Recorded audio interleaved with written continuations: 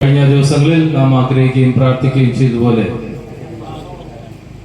ഈ ഭവനത്തിന്റെ മുൻവശത്ത് ഈ നിലയിൽ നമുക്ക് കൂടി ഒരു വന്തക്കോണം കർത്താവ് നൽകിയ അവസരത്തിനായിട്ട് ദൈവത്തെ സ്തുതിക്കാം. ഞങ്ങളുടെ സ്വർഗീയ പിതാവേ, ഈ വൈകുന്നേര സമയത്തിനായിട്ട് ഞങ്ങളെ സ്തുതിക്കുന്നു. ചില ദിവസങ്ങളായിട്ട് ദൈവമക്കൾ ആഗ്രഹിക്കുകയും പ്രാർത്ഥിക്കുകയും ചെയ്തതുപോലെ തന്നെ 2 ദിവസത്തെ യോഗം ക്രമീകരിക്കുവാനായിട്ട് സ്വർഗത്തിലെ ദൈവം സഹായിച്ചതോർത്ത് ഞങ്ങളെ സ്തുതിക്കുന്നു. ആദ്യോടൊന്നും ചിരസാന്നിധ്യം ഞങ്ങൾ എല്ലാവരോടും കൂടെ ഇരിക്കുമാറാകണമേ. പ്രാർത്ഥന കേട്ടിരിക്കുക. സ്തോത്രം, എല്ലാ മഹത്വവും അവിടെ നടക്കണം. രക്ഷിതാവും കർത്താവുമായ യേശു ക്രിസ്തുവിന്റെ നാമത്തിൽ താഴ്മയും വിനയമായി പ്രാർത്ഥിക്കുന്നു. കൃപയോടെ സ്വീകരിക്കണമേ സ്വർഗീയ പിതാവേ.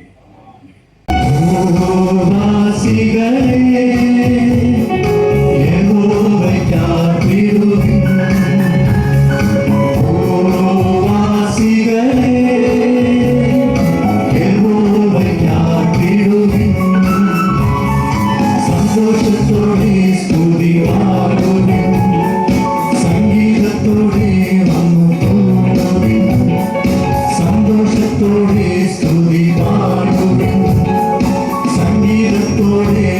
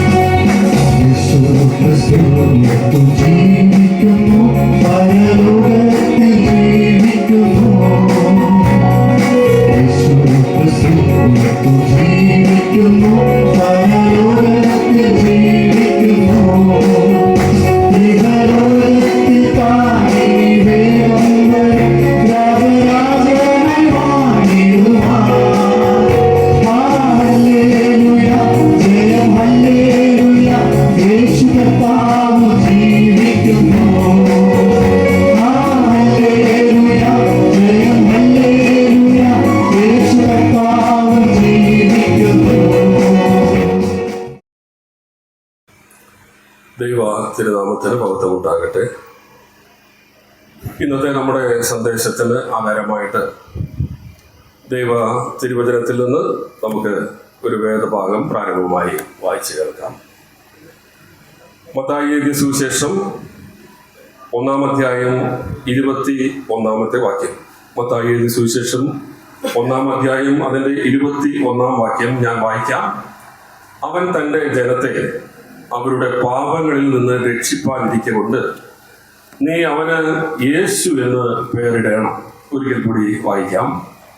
അവൻ തൻ്റെ ജനത്തെ അവരുടെ പാപങ്ങളിൽ നിന്ന് രക്ഷിപ്പാനിരിക്കൊണ്ട് നീ അവന് യേശു എന്ന് പേരിടണം. സുവിശേഷ കൂട്ടായ്മയുടെ താല്പര്യത്തിലും ഉത്തരവാദിത്വത്തിലും അങ്കമാലി കിഴക്കേ സഭയുടെ സഹകരണത്തിലുമായി ഇന്ന് സായങ്കാലം ഇവിടെ നടക്കുന്ന സുവിശേഷ സന്ദേശ സമ്മേളനത്തിൽ ദൈവവചന ശുശ്രൂഷയ്ക്കായി എന്നെ നിയോഗിച്ച് പ്രാപ്തനാക്കിയ സ്വർഗത്തിലെ ദൈവത്തിന് ഞാൻ എല്ലാ മഹത്വവും നൽകുന്നു. ഈ ശുശ്രൂഷ എന്നെ പരമേൽപ്പിച്ച സുവിശേഷ കൂട്ടായ്മയുടെ ഉത്തരവാദിത്തപ്പെട്ടവർ, പങ്കാളികൾ, അങ്കമാലി കിഴക്കേ സഭ, എല്ലാവർക്കും എൻ്റെ നന്ദിയും സ്നേഹവും പ്രാരംഭമായിട്ട് ഞാൻ അറിയിക്കുകയാണ്. ദൈവവചന കേൾവിക്കായി സമാഗതരായിരിക്കുന്ന സഹോദരി സഹോദരന്മാർ, ഈ ശബ്ദപരിധിയിൽ ഞങ്ങളെ ശ്രദ്ധിക്കുന്ന ദേശവാസികൾ എല്ലാവർക്കും വീണ്ടും വരുന്നവരും ലോക രക്ഷിതാവുമായ കർത്താവായ യേശുക്രിസ്തുവിന്റെ ധന്യനാമത്തിൽ സ്നേഹവന്ദനങ്ങളെ പ്രാരംഭമായിട്ട് അറിയിക്കുന്നു. ഇന്നിവിടെ ഞാൻ പങ്കുവയ്ക്കുവാൻ ആഗ്രഹിക്കുന്ന ദൈവവചന സന്ദേശത്തിന്റെയും വായിച്ച് കേൾപ്പിക്കുവാൻ ആഗ്രഹിക്കുന്ന വചനഭാഗങ്ങൾക്കും എല്ലാം ആധാരമായിരിക്കുന്നത് സത്യവിശുദ്ധ വേദപുസ്തകമാണ്, അഥവാ ഹോളി ബൈബിൾ ആണ്. ബൈബിൾ എന്നാൽ അതിന്റെ പൂർണ്ണ രൂപമായി വിവക്ഷിക്കപ്പെട്ടിരിക്കുന്നത് best information before living the earth എന്നാണ്. എന്ന് പറഞ്ഞാൽ ഈ ലോകത്ത് നിന്ന് ഒരു മനുഷ്യൻ മാറ്റപ്പെടുന്നതിന് മുമ്പ് അവൻ നിശ്ചയമായിട്ടും കേട്ടിരിക്കേണ്ട ഒരു നല്ല സന്ദേശം ഏതോ അതാണ് ബൈബിൾ. അതുകൊണ്ട് ഇന്ന് ഈ മൂക്കന്നൂർ നിവാസികളായി അടുത്തും അകലെയുമായി ഈ ശബ്ദപരിധിയിൽ ഞങ്ങളെ ശ്രദ്ധിക്കുന്ന എല്ലാ പ്രിയപ്പെട്ടവരും ഈ ലോകത്ത് നിന്ന് മാറ്റപ്പെടുന്നതിന് മുമ്പ് നിങ്ങളുടെ ജീവിതത്തിൽ നിശ്ചയമായിട്ടും കേട്ടിരിക്കേണ്ട, അറിഞ്ഞിരിക്കേണ്ട ഏറ്റവും നല്ല മനോഹരമായ ഒരു സന്ദേശത്തിന്റെ കേൾവിയിലേക്കായി ഞാൻ എല്ലാവരെയും സ്നേഹത്തോടെ സഹർഷം സ്വാഗതം ചെയ്യുകയാണ്. ഇന്നത്തെ സന്ദേശത്തിന്റെ കുറിവാക്യമായി നാം വായിച്ചു കേട്ട വേദഭാഗം അക്ഷരികമായി യേശുവിന്റെ പിതൃസ്ഥാനം വഹിക്കുന്ന യോസേഫിനോട് ദൈവദൂതൻ പറഞ്ഞിട്ടുള്ള വാക്കുകളാണ്. വീണ്ടെടുക്കപ്പെട്ട ദൈവജനത്തിന് എല്ലാം ഏറ്റവും പരിചിതമായ ഒരു വാക്യശകലമാണ് നാം വായിച്ചു കേട്ടത്. അതുകൊണ്ട് ഒരു കാര്യം ചെയ്യണം, നമുക്ക് എല്ലാവർക്കും ചേർന്ന് ആ വാക്യഭാഗം ഒന്ന് പറയണം. എല്ലാവരും സഹകരിക്കുമല്ലോ അല്ലേ? ഓക്കെ. അവൻ തന്റെ ജനത്തെ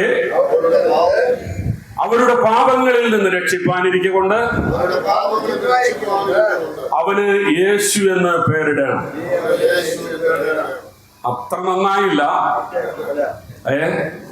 യേശുവിലൂടെയുള്ള പാപക്ഷമ ലഭിച്ചവർ കുറെ കൂടിയൊക്കെ ആവേശത്തോടുകൂടി പറയേണ്ടതായിരുന്നു.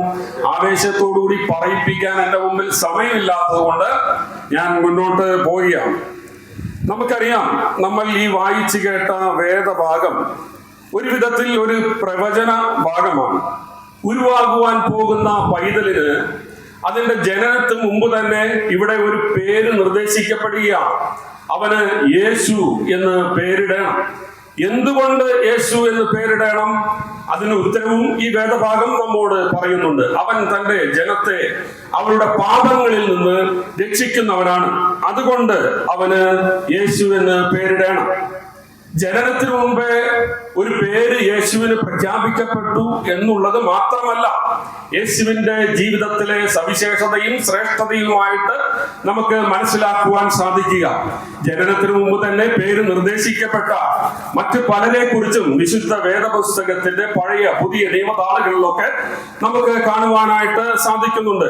അബ്രഹാമിന് ഹാഗാറിൽ ജനിച്ച ഇസ്മായേൽ, ഇസഹാക്ക്, ദാവീദിന് ബേത്ശേബയിൽ ഉണ്ടായതായ സലമോൻ, യഹൂദ രാജാവായിരുന്ന യോസിയാവ്, ബാബേൽ രാജാവായിരുന്ന കോരേസ്, സ്നാപക യോഹന്നാൻ, ഇവരുടെയൊക്കെ പേരുകൾ അവരുടെ ജനനത്തിനു മുമ്പ് തന്നെ പ്രഖ്യാപിക്കപ്പെട്ടതായിരുന്നു. എന്നാൽ അതിൽ നിന്നൊക്കെ തികച്ചും വ്യത്യസ്തമായ അളവിലും അതിലൊക്കെ അതിമനോഹരമായ രീതിയിലുമാണ് യേശുവിന് യേശു എന്ന നാമം അവന്റെ ജനനത്തിനു മുമ്പേ നിർദ്ദേശിക്കപ്പെട്ടിട്ടുള്ളത് എന്ന് നമുക്ക് മനസ്സിലാക്കുവാനായിട്ട് സാധിക്കുന്നുണ്ട്. യേശു അല്ലെങ്കിൽ ജീസസ് എന്ന പദത്തിന് തുല്യമായി വിശുദ്ധ വേദപുസ്തകത്തിലെ പഴയ നിയമ ഭാഗങ്ങളിൽ ഉപയോഗിച്ചിരിക്കുന്ന വാക്ക് യഹോശുവ എന്ന ഒരു എബ്രായ ഭാഷയാണ്. അതിന്റെ അർത്ഥം എന്നുള്ളത് യഹോവ രക്ഷിക്കുന്നു എന്നാണ്. നമ്മളിവിടെ വായിച്ചു കേട്ട വേദഭാഗവും നമ്മോട് പറയുന്നത് കർത്താവായ യേശു ക്രിസ്തു എന്ന ഒരു പൈതലിനെയല്ല നമ്മുടെ മുന്നിൽ കാണിച്ചു തരുന്നത്. അതിൽ ഉപരിയായി ഒരു ലോകരക്ഷകനെ ഈ ഭാഗത്തിലൂടെ ഈ വിശുദ്ധ തിരുവചനം നമ്മുടെ മുന്നിൽ വരച്ച് കാണിക്കുകയാണ്. വേദപുസ്തകത്തിലെ പഴയ നിയമം എന്ന് വിളിക്കപ്പെടുന്ന 39 പുസ്തകങ്ങളും വിരൽ ചൂണ്ടി കാണിക്കുന്നതായ ഏക വ്യക്തിവിശേഷം എന്നുള്ളത് നമ്മുടെ കർത്താവായ യേശു ക്രിസ്തുവാണ്. പഴയ നിയമ ഭാഗങ്ങളെല്ലാം ഈ കർത്താവായ യേശു ക്രിസ്തുവിനെ തന്നെയാണോ ഉയർത്തി കാണിക്കുന്നത്? നമുക്ക് അത് വിശുദ്ധ വേദപുസ്തകം എന്താണ് അതേക്കുറിച്ച് പറയുന്നത് എന്നൊന്നും നമുക്ക് വായിച്ചു കേൾക്കാം. ലൂക്കോസിന്റെ സുവിശേഷം 24-ാം അധ്യായം അതിന്റെ 44-ാം വാക്യം ഒന്ന് വായിക്കാം. പിന്നെ അവൻ അവരോട്, ഇതാകുന്നു നിങ്ങളോട് കൂടെ ഇരിക്കുമ്പോൾ ഞാൻ പറഞ്ഞ വാക്ക്. മോശയുടെ ന്യായപ്രമാണത്തിലും പ്രവാചക പുസ്തകങ്ങളിലും സങ്കീർത്തനങ്ങളിലും എന്നെ കുറിച്ച് എഴുതിയിരിക്കുന്നതൊക്കെയും നിവൃത്തിയാകണം എന്നുള്ളത് തന്നെ എന്ന് പറഞ്ഞു. അപ്പോ നാം ഇവിടെ വായിച്ചു കേട്ടത് ഇങ്ങനെയാണ്: മോശയുടെ ന്യായപ്രമാണത്തിലും പ്രവാചക പുസ്തകങ്ങളിലും സങ്കീർത്തനങ്ങളിലും എന്നെ കുറിച്ച് എഴുതിയിരിക്കുന്നത് ഒക്കെയും നിവൃത്തിയാകണം. ഒലിവുമലയിൽ നിന്ന് കരമുയർത്തി ശിഷ്യന്മാരെ അനുഗ്രഹിച്ച് സ്വർഗാരോഹണം ചെയ്യുന്ന വേളയിൽ നമ്മുടെ കർത്താവ് തിരുവായും പൊഴിഞ്ഞ് പറഞ്ഞ വാക്കുകളാണ് നമുക്ക് ശ്രദ്ധിക്കുവാനായിട്ട് ഇടയായി തീർന്നത്. ഇവിടെ കർത്താവ് പറയുകയാണ്, മോശയുടെ ന്യായപ്രമാണ പുസ്തകത്തിലും സങ്കീർത്തനങ്ങളിലും പ്രവാചക പുസ്തകങ്ങളിലും ഒക്കെ എന്നെ കുറിച്ചാണ് എഴുതിയിരിക്കുന്നത്. അങ്ങനെയെങ്കിൽ മോശയുടെ ന്യായപ്രമാണ പുസ്തകങ്ങളാകുന്ന പഞ്ചഗ്രന്ഥങ്ങളിൽ ആരെക്കുറിച്ചാണ് എഴുതിയിരിക്കുന്നത്? അത് യേശുവിനെ കുറിച്ചാണ് എഴുതിയിരിക്കുന്നത്. പ്രവാചക പുസ്തകങ്ങളിൽ ആരെക്കുറിച്ചാണ് എഴുതിയിരിക്കുന്നത്? അത് യേശുവിനെ കുറിച്ചാണ് എഴുതിയിരിക്കുന്നത്. സങ്കീർത്തനങ്ങളിൽ ആരെക്കുറിച്ചാണ് എഴുതിയിരിക്കുന്നത്? അത് യേശുവിനെ കുറിച്ചാണ് എഴുതിയിരിക്കുന്നത്. അങ്ങനെയെങ്കിൽ പഴയ നിയമ പുസ്തക ഭാഗങ്ങളെല്ലാം ഉയർത്തി കാണിക്കുന്നതായ വ്യക്തിവിശേഷം എന്നുള്ളത് അത് കർത്താവായ യേശു ക്രിസ്തുവാണ്. നമുക്കറിയാം, പുതിയ നിയമത്തിലെ 27 പുസ്തകങ്ങളുടെയും കാതലായ ഉള്ളടക്കം എന്നുള്ളത് കർത്താവായ യേശു ക്രിസ്തു തന്നെയാണ്. അങ്ങനെ വേദപുസ്തകത്തിലെ 66 പുസ്തകങ്ങളും ഒരു വിധത്തിൽ അല്ലെങ്കിൽ മറ്റൊരു വിധത്തിൽ കർത്താവായ യേശു ക്രിസ്തുവിനെ തന്നെ വരച്ചു കാണിക്കുന്നത് നമുക്ക് കാണുവാനായിട്ട് സാധിക്കുന്നു. അതിൽ സുവിശേഷങ്ങളിലൂടെയാണ് നമ്മുടെ ശ്രദ്ധ ഇന്ന് കടന്നു പോകുന്നത്. സുവിശേഷം എന്നാൽ അതൊരു സവിശേഷമായ സന്ദേശമാണ്. വിശുദ്ധ വേദപുസ്തകത്തിന്റെ ഭാഷയിൽ പറഞ്ഞാൽ സർവ്വജനത്തിനും ഉണ്ടാകുവാനുള്ള മഹാസന്തോഷം, അതാണ് സുവിശേഷം. 4 സുവിശേഷങ്ങൾ യേശു ക്രിസ്തുവിന്റെ കേവലം ഒരു ജീവചരിത്രമല്ല നമുക്ക് വരച്ചു കാണിക്കുന്നത്. അതിൽ ഉപരിയായിട്ട് യേശു ക്രിസ്തുവിന്റെ ചതുർവിധ സ്വഭാവ വിശേഷങ്ങളുടെ വിശദീകരണങ്ങളാണ് നമുക്ക് സുവിശേഷങ്ങളിൽ കാണുവാനായിട്ട് സാധിക്കുന്നത്. കർത്താവായ യേശു ക്രിസ്തുവിന്റെ ദൈവപ്രകൃതി, നമ്മുടെ കർത്താവായ യേശു ക്രിസ്തുവിന്റെ മനുഷ്യപ്രകൃതി, നമ്മുടെ കർത്താവായ യേശു ക്രിസ്തുവിന്റെ ജീവിതം, മരണം, പുനരുദ്ധാനം, മടങ്ങിവരവ്, ഇങ്ങനെ കർത്താവായ യേശു ക്രിസ്തു എന്ന സവിശേഷമായ വ്യക്തിത്വത്തെ സമഗ്രമായി വിശകലനം ചെയ്ത് കാണിച്ചു തരുന്നതാണ് സുവിശേഷങ്ങൾ. അതിൽ മത്തായി എഴുതിയ സുവിശേഷം അതിന്റെ 1-ാം അധ്യായം 21-ാം വാക്യത്തെ അധികരിച്ചുകൊണ്ടാണ് നമ്മുടെ ചിന്തകൾ ഇന്ന് സായങ്കാലം മുന്നോട്ട് പോയിക്കൊണ്ടിരിക്കുന്നത്. അത് ഇങ്ങനെയാണ് നമ്മൾ വായിച്ചത്: അവൻ തന്റെ ജനത്തെ അവരുടെ പാപങ്ങളിൽ പാപങ്ങളിൽ നിന്ന് രക്ഷിപ്പാനിരിക്കൊണ്ട് അവനെ യേശു എന്ന് പേരിടണം. നമ്മുടെ കർത്താവായ യേശു ക്രിസ്തുവിന്റെ ജനനത്തെ കുറിച്ചാണ് ഇവിടെ ദൂതന്മാർ പ്രഖ്യാപിക്കുന്നത്. നമ്മുടെ കർത്താവായ യേശു ക്രിസ്തുവിന്റെ ജനനം എന്നുള്ളത് കേവലം എന്തെങ്കിലും ഒരു വികാര വിക്ഷോഭത്താൽ സംഭവിക്കപ്പെട്ടതല്ല. ആ ജനനം എവിടെയായിരിക്കുമെന്ന്, ആ ജനനം ഏത് ഗോത്രത്തിലായിരിക്കുമെന്ന്, ആ ജനനം ഏത് വംശാവലിയിലായിരിക്കുമെന്ന്, ആ ജനിച്ചവൻ എവിടെയായിരിക്കും വളരേണ്ടതെന്ന്, ആ ജനിക്കുന്ന ശിശുവിന് മുന്നോടിയായി വരുന്നവൻ ആരായിരിക്കുമെന്ന്, അവന്റെ ഭക്ഷണം എന്തായിരിക്കുമെന്ന്, അവന്റെ വസ്ത്രം എന്തായിരിക്കുമെന്ന്, അവന്റെ പേരെന്തായിരിക്കുമെന്ന്, ഇങ്ങനെ യേശുക്രിസ്തുവിന്റെ മരണ പുനരുദ്ധാന, ജനന മരണ പുനരുദ്ധാന, സ്വർഗാരോഹണം വരെയുള്ളതായ സകല കാര്യങ്ങളെയും കുറിച്ച് 330-ൽ പരം പ്രവചന ഭാഗങ്ങളിലൂടെ പഴയ നിയമം മുഴുവൻ നമ്മുടെ മുന്നിൽ ഇങ്ങനെ സ്ഥാപിച്ചു കൊണ്ടുവരികയാണ്. നമ്മുടെ കർത്താവായ യേശുക്രിസ്തുവിന്റെ മടങ്ങിവരവരെ സൂചിപ്പിക്കുന്നതായ 100-ൽ പരം പ്രവചന ഭാഗങ്ങളെ പഴയ നിയമഭാഗങ്ങളിൽ നമുക്ക് കാണുവാൻ സാധിക്കുന്നുണ്ട്.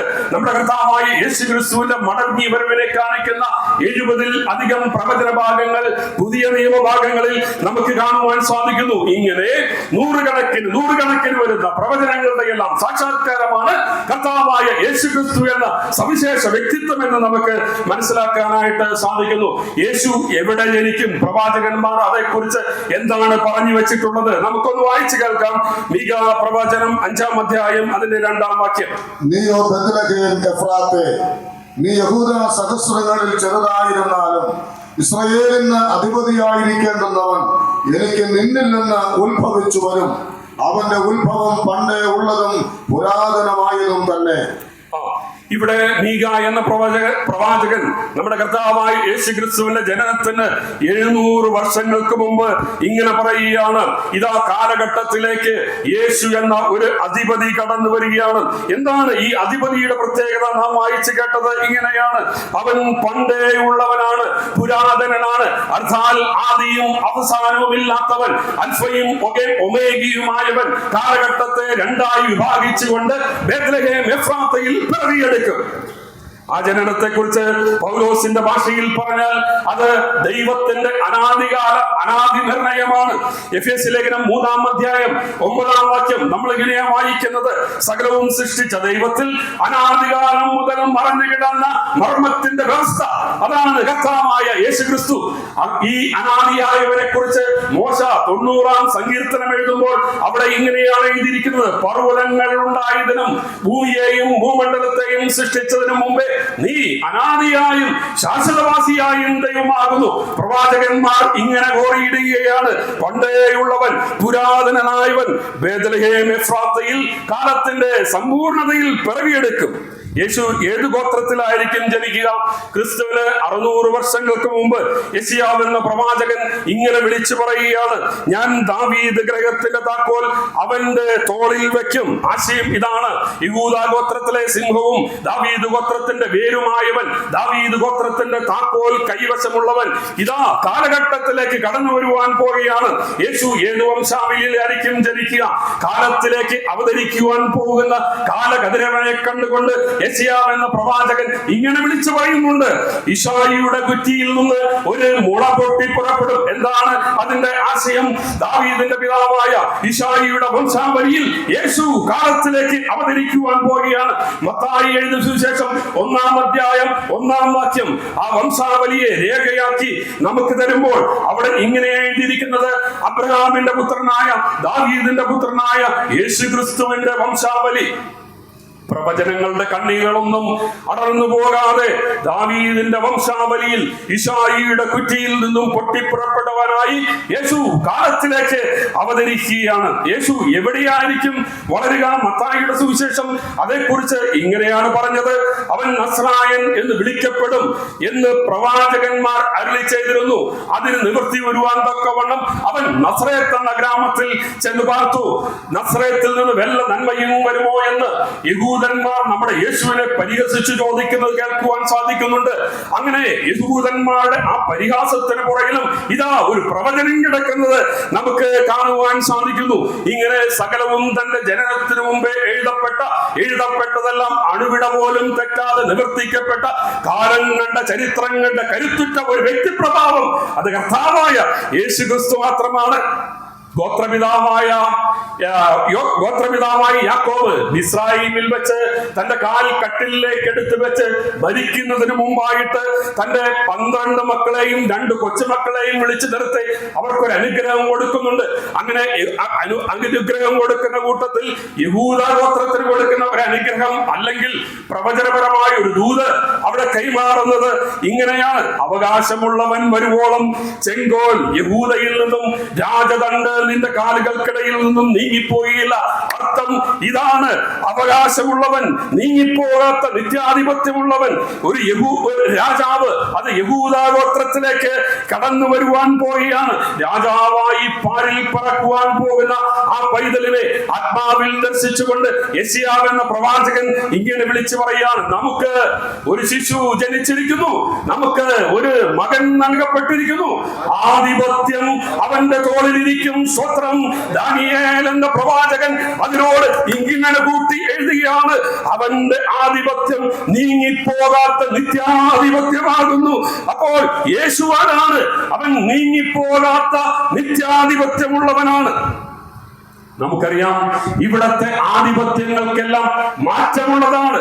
നാം കാണുന്ന രാഷ്ട്രീയ സമവാക്യങ്ങളെല്ലാം മാറി മറിയുന്നതാണ്. എന്നാൽ ചരിത്രത്തിന്റെ ഏടുകൾ നാം പരിശോധിച്ചാൽ നമുക്ക് കാണാൻ സാധിക്കുന്നുണ്ട്, ഫ്രാൻസ് എന്ന മനോഹര ദേശത്തെ 72 വർഷവും 110 ദിവസവും അടക്കി ഭരിച്ച ലൂയി 14 കുറിച്ച് ഒരുപക്ഷെ പലരും കേട്ടിരിക്കാൻ സാധ്യതയുണ്ട്. ലൂയി 14 രാജ്യത്തോടുള്ള പ്രഖ്യാപനം ഇങ്ങനെയായിരുന്നു: ഐ ആം എന്ന് പറഞ്ഞാൽ ഫ്രാൻസ് എന്ന രാജ്യം ഞാനില്ലാതെ ഉണ്ടാകില്ല, ഞാനാണ് ഫ്രാൻസ് എന്ന് പ്രഖ്യാപിച്ച ലൂയി 14 ചരിത്രം നോക്കിയാൽ നമുക്കറിയാം, സിംഹാസനവും കിരീടവും എല്ലാം ഉപേക്ഷിച്ചു കളഞ്ഞ് ചരിത്രത്തിന് വഴിമാറി തനിക്കും സഞ്ചരിക്കേണ്ടി വന്നു. ഇംഗ്ലണ്ട് എന്ന സൂര്യനസ്തമിക്കാത്ത മഹാസാമ്രാജ്യത്തിന്റെ കിരീടം 70 വർഷം സ്വന്തമാക്കി വെച്ച ഹെർ മജസ്റ്റി ക്വീൻ എലിസബത്തിനും തന്റെ രാജകിരീടം ഉപേക്ഷിച്ചുകൊണ്ട് ചരിത്രത്തിന്റെ വഴിയെ സഞ്ചരിക്കേണ്ടി വന്നു. ചക്രവർത്തിമാർ, സൈന്യാധിപന്മാർ, സാമ്രാജ്യങ്ങൾ ഇവരൊക്കെ ചരിത്രത്തിന്റെ ചവിട്ടിക്കൊട്ടയിലേക്ക് വലിച്ചെറിയപ്പെടുന്ന കാഴ്ച കാണുമ്പോൾ ഇതാ നീങ്ങിപ്പോകാത്ത നിത്യാധിപത്യമുള്ള ഒരുവൻ, അത് കർത്താവായ യേശുക്രിസ്തുവാണ്.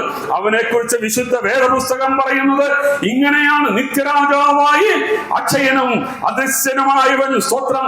വിശുദ്ധ വേദപുസ്തകം നമ്മുടെ യേശുവിന്റെ അനവധി ശ്രേഷ്ഠതകളെ ഉയർത്തി കാണിക്കുന്നുണ്ട്. നമ്മുടെ സമയപരിധിക്കുള്ളിൽ നിന്നുകൊണ്ട് അവയിൽ ചിലവൊന്ന് അടർത്തിയെടുത്ത് ചിന്തിക്കുവാൻ ഞാൻ ഈ സായങ്കാലം താല്പര്യപ്പെടുകയാണ്. അതിലെ ഒന്നാമത്തെ ആശയം എന്നുള്ളത് നമ്മുടെ കർത്താവായ യേശുക്രിസ്തുവിന്റെ ശ്രേഷ്ഠതയായി ഒന്നാമതായിട്ട് ഞാൻ പറയാൻ ആഗ്രഹിക്കുന്നതാണ്: നമ്മുടെ യേശു രാജാവാണ്. അവൻ നിത്യരാജാവാണ്. ഈ പ്രപഞ്ചത്തിന്റെ വികായുസിലേക്ക് പിറവിയെടുക്കുവാൻ പോകുന്ന യേശുവിനെ പ്രവചനാത്മാവിൽ കണ്ടുകൊണ്ട് സെഖര്യാവ് എന്ന പ്രവാചകൻ വിളിച്ചു പറഞ്ഞത് ഇങ്ങനെയാണ്: യെരൂശലേം പുത്രിയെ ആർപ്പിടുക, ഇതാ നിന്റെ രാജാവ് നിന്റെ അടുക്കൽ വരുന്നു. രാജാവായി യെരൂശലേമിലേക്ക് കടന്നു വരുവാൻ പോകുന്ന, ഇസ്രായേലിന്റെ രാജാവായി ചരിത്രത്തിലേക്ക് കടന്നു വരുവാൻ പോകുന്ന ഒരു രാജാവിനെ കണ്ടുകൊണ്ട് സെഖര്യാവ് എന്ന പ്രവാചകൻ പറയാണ്: യെരൂശലേം പുത്രിയെ ആർപ്പിടുക, നിന്റെ രാജാവ് ഇതാ കടന്നു വരുന്നു. വിദ്വാൻമാർ യേശുവിന്റെ പിറവിയെ കുറിച്ചറിഞ്ഞ് ഹെരോദാവിന്റെ കൊട്ടാരത്തിൽ ചെന്ന് ചോദിക്കുന്നത് ഇങ്ങനെയാണ്: യഹൂദന്മാരുടെ രാജാവായി പിറന്നവനെവിടെ? യേശു രാജാവായി പിറന്നവനാണ്. യേശുവിനെ കുറ്റവിചാരണ ചെയ്യുന്ന വേളയിൽ ന്യായാധിപനായിരുന്ന പിലാത്തോസ് യേശുവിനോട് ഇങ്ങനെ ഒരു ചോദ്യം ചോദിക്കുന്നുണ്ട്: എന്നാൽ നീ രാജാവ് തന്നെ അല്ലയോ? അതിന് യേശു അർത്ഥശങ്കയ്ക്ക് ഇടയില്ലാതെ വണ്ണം ദിഗന്ധങ്ങളെല്ലാം മുഴങ്ങുമാറ് ഇന്നും അതിന്റെ മാറ്റൊലി കേൾക്കുവാൻ തക്കവണ്ണം യേശു പറഞ്ഞ മറുപടി ഇങ്ങനെയാണ്: നീ പറഞ്ഞതുപോലെ ഞാൻ രാജാവ് തന്നെ. സ്വത്രം. യേശു രാജാവായി പാരിൽ പിറന്നവനാണ്.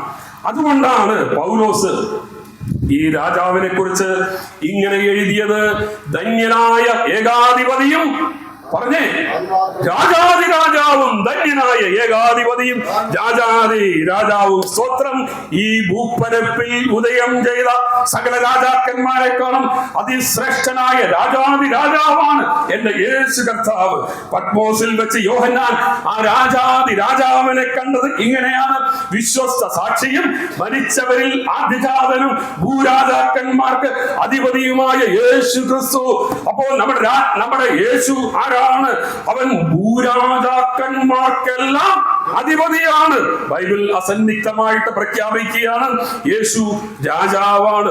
യേശു ഭൂരാജാക്കന്മാർക്ക് അധിപതിയാണ്. യേശു രാജാതി രാജാവാണ്. യേശു നിത്യരാജാവാണ്. അതുകൊണ്ടാണ് പാട്ടുകാരൻ ഇങ്ങനെ പാടിയത്, രാജാവായി പാരിൽ പിറന്നവനായി ശ്രീയേശു അല്ലാതെ മറ്റാരുമില്ല. രണ്ടാമത്തെ ആശയത്തിലേക്ക് ഞാനിങ്ങനെ വരട്ടെ. യേശു പുരോഹിതനാണ്. യേശു ഏത് പുരോഹിതനാണ്? നാം ഇവിടെ കാണുന്ന പുരോഹിതന്മാരെല്ലാം മരണം കൊണ്ട് മാറിപ്പോകുന്നവരാണ്. ജനത്തിന്റെ പാപത്തിന് വേണ്ടിയും സ്വന്തം പാപത്തിന് വേണ്ടിയും പ്രായശ്ചിത്തം കഴിപ്പാൻ വിധിക്കപ്പെട്ടവരാണ് നാം കാണുന്ന പുരോഹിതന്മാരല്ല. എന്നാൽ യേശുവിന്റെ പൗരോഹിത്യത്തിന് മരണം കൊണ്ട് മാറ്റം വരുന്നില്ല. എബ്രായ ലേഖനകാരൻ അതേക്കുറിച്ച് ഇങ്ങനെയാണ് പറഞ്ഞത്, അവൻ മെൽക്കീസദേക്കിന്റെ ക്രമപ്രകാരം എന്നേക്കും മഹാപുരോഹിതൻ. ഈ മഹാപുരോഹിതന്റെ ശ്രേഷ്ഠതകൾ ഓരോന്നോരോന്നായി അപ്പോസ്തലനായ പൗലോസ് എണ്ണമിട്ട് പറയുന്നത് ഇങ്ങനെയാണ്. പവിത്രൻ, നിർദോഷൻ, നിർമ്മലൻ, പാപികളോട് വേർപെട്ടവൻ, സ്വർഗത്തേക്കാൾ ഉന്നതൻ, ആകാശത്തിൽ കൂടി കടന്നുപോയ ശ്രേഷ്ഠ മഹാപുരോഹിതൻ. അപ്പോൾ നമ്മുടെ യേശു ആരാണ്? ശ്രേഷ്ഠ മഹാപുരോഹിതനാണ്. അവൻ സ്വർഗത്തേക്കാൾ ഉന്നതനാണ്. നമ്മുടെ കർത്താവായ യേശു ക്രിസ്തുവിന്റെ മൂന്നാമത്തെ ശ്രേഷ്ഠത വിശുദ്ധ വേദപുസ്തകം ഇങ്ങനെ പറയുന്നു, യേശു ദൈവമാണ്. യേശു ഒരു പ്രവാചകനാണ്. യേശു ഒരു ഗുരുവാണ്, ഒരു തത്വചിന്തകനാണ്, സാമൂഹിക പരിഷ്കർത്താവാണ് എന്നൊക്കെ പറയുന്നത് കേൾക്കുന്നത് പലർക്കും സന്തോഷമുള്ള കാര്യമാണ്. എന്നാൽ യേശുവിന്റെ ദൈവത്വത്തെ കുറിച്ച് കേൾക്കുവാൻ പലർക്കും താല്പര്യമില്ല. എന്നാൽ ഇന്ന് ഈ സന്ധ്യാകാലത്ത് ഞാൻ ഇങ്ങനെ ഈ മൂക്കന്നൂർ ദേശത്തോട് പറയട്ടെ, വിശുദ്ധ വേദപുസ്തകം നിരത്തി കാണിക്കുന്നത് യേശു ദൈവമാണെന്നാണ്. കൊലോസ്യ ലേഖനം ആ ആശയത്തെ ഇങ്ങനെയാണ് വിശദീകരിക്കുന്നത്, അവൻ അദൃശ്യനായ ദൈവത്തിന്റെ പ്രതിമ, അവനിലല്ലോ ദൈവത്തിന്റെ സർവ്വസമ്പൂർണതയും ദേഹരൂപമായി വസിക്കുന്നത്. അപ്പോൾ ആർക്കെങ്കിലും ദൈവത്തെ കാണണോ? യേശുവിനെ കണ്ടാൽ മതി. ആർക്കെങ്കിലും ദൈവത്തെ അറിയണോ? യേശുവിനെ അറിഞ്ഞാൽ മതി. ഈ അടുത്ത കാലത്ത് സോഷ്യൽ മീഡിയയിലെ ഇൻഫ്ലുവൻസറും ലോക സഞ്ചാരിയും നമ്മുടെ കോട്ടയം ജില്ലക്കാരനുമായ ഒരു വ്യക്തി സാമൂഹിക മാധ്യമത്തിലൂടെ ഇങ്ങനെ പറഞ്ഞു, ദൈവം എന്നൊന്ന് ഉണ്ടെങ്കിൽ ഈ ഭൂമിയിലെ പ്രശ്നങ്ങളിൽ, ഈ ലോകത്തിലുണ്ടാകുന്ന പ്രശ്നങ്ങളിൽ ആ ദൈവം ഇടപെട്ട്, ഈ ഭൂമിയിൽ ഒന്നും ചെയ്യാൻ കഴിയാത്ത ദൈവം സ്വർഗത്തിൽ എന്ത് ചെയ്യാനാ എന്ന് പരിഹാസ രൂപേണ അയാൾ പറയുകയുണ്ടായി. എന്ന് പറഞ്ഞാൽ ഈ ലോകസഞ്ചാരി പറഞ്ഞത്, താൻ സഞ്ചരിച്ച ലോകരാജ്യങ്ങളിലൊന്നും ദൈവത്തെ കണ്ടില്ല, അതുകൊണ്ട് ദൈവം എന്നൊന്ന് ഇല്ല എന്നാണ് അദ്ദേഹം പറഞ്ഞു വെച്ചത്. എന്നാൽ ഇദ്ദേഹം കണ്ട ലോകരാജ്യങ്ങൾക്ക് അപ്പുറം കണ്ടിട്ടുള്ള ഒരു വ്യക്തിയെ കുറിച്ച് ഞാൻ ഇന്ന് നിങ്ങളോട് പങ്കുവെക്കാം. ഈ കഴിഞ്ഞ 19-ാം തീയതി ലോകമെല്ലാം നിർനിമേഷരായി ശ്വാസമടക്കി പിടിച്ച് നോക്കിയിരുന്ന ഒരു യാത്രയുണ്ടായിരുന്നു. ബഹിരാകാശത്ത് നിന്ന് സ്പേസ് എക്സിന്റെ ക്രൂ ലൈൻ എന്ന ബഹിരാകാശ പേടകത്തിൽ കയറിയുള്ള ഇന്ത്യൻ വംശജയായ സുനിത വില്യംസിന്റെയും സംഘത്തിന്റെയും ഭൂമിയിലേക്കുള്ള യാത്രയായിരുന്നു അത്. 9 മാസത്തെ അനിശ്ചിതത്വം നിറഞ്ഞ ബഹിരാകാശ ജീവിതത്തിന് വിരാമം കുറിച്ചുകൊണ്ട് ഭൂമിയുടെ പരപ്പിലേക്ക് സുരക്ഷിതമായി പറന്നിറങ്ങിയ ആ ബഹിരാകാശ പേടകത്തിലുണ്ടായ ബഹിരാകാശ സഞ്ചാരി ബുച്ച് വിൽമോർ തന്റെ വിശ്വാസത്തെ കുറിച്ച് പറഞ്ഞത് ഇങ്ങനെയാണ്: ദൈവത്തിൽ വിശ്വസിക്കുന്നവർക്കായി എല്ലാം നന്മയ്ക്കായി ചെയ്യുന്ന ഒരു ദൈവമുണ്ട്. ബഹിരാകാശത്തിന്റെ അനന്ത വിഹായുസിൽ ഞാൻ കണ്ടതെല്ലാം കർത്താവായ യേശു ക്രിസ്തുവിനുള്ള എന്റെ വിശ്വാസത്തെ വർദ്ധിപ്പിക്കുകയാണ്. സ്തോത്രം.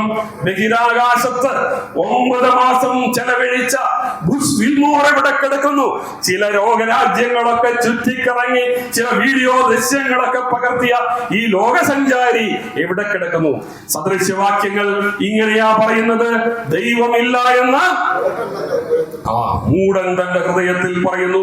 അല്ലയോ മൂഢനായ ലോകസഞ്ചാരിയെ, താങ്കൾക്ക് ദൈവത്തെ കാണണോ? യേശുവിനെ കണ്ടാൽ മതി. അല്ലയോ മൂക്കന്നൂർ ദേശമേ, നിങ്ങൾക്ക് ദൈവത്തെ അറിയണോ? യേശുവിനെ അറിഞ്ഞാൽ മതി. അവൻ അദൃശ്യനായ ദൈവത്തിന്റെ പ്രതിമയാണ്. അവനിലാണ് ദൈവത്തിന്റെ സകല സമ്പൂർണതയും ദേഹരൂപമായി വസിക്കുന്നത്. യേശു ഫിലിപ്പോസിനോട് ഇങ്ങനെ ചോദിച്ചു, ഫിലിപ്പോസേ, എന്നെ കണ്ടവൻ പിതാവിനെ കണ്ടിരിക്കുന്നു. ഞാൻ പിതാവിലും പിതാവ് എന്നിലുമാകുന്നു.